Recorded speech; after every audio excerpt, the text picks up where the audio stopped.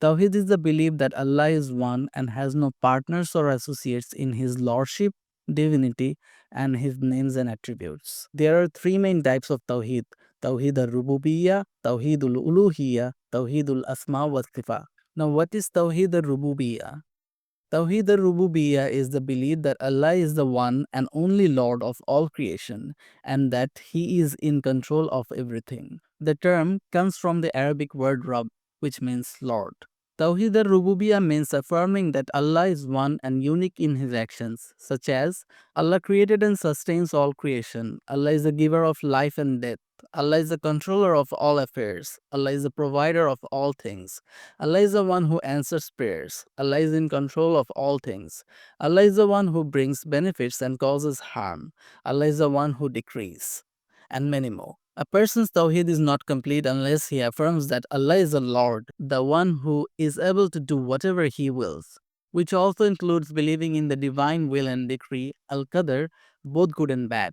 If a person believes that anyone other than Allah has power over creation, sustenance, life, or death, or the natural forces or celestial bodies such as the sun, moon, or stars control destiny instead of Allah, then they have compromised their Tawheed-ur-Rububiyyah. Likewise, believing that saints, prophets, or religious leaders have independent control over the universe or can independently provide for people is a clear deviation from the belief that Allah alone is the sustainer. Some also think that certain beings like angel, jinn, or deceased saints act as intermediaries between humans and Allah and can influence events without His permission, which contradicts the fundamental principle that Allah alone manages all affairs. Furthermore, if a person believes that anyone other than Allah can change destiny or has knowledge of the unseen except what Allah Himself reveals, then they have attributed divine qualities to creation, violating the very essence of Tawheed-ur-Rububiyyah. Even the mushriks of Makkah affirmed this aspect of Tawheed in general terms. In the Quran, Allah says, "If you ask them, who created the heavens and the earth, they will certainly say, the Almighty, all-knowing did." Allah also says in another verse of the Quran, "Say, who provides you from the heavens and the earth, or who controls hearing and sight, and who brings the living out of the dead, and brings the dead out of the living, and who arranges matter?" They will say, Allah.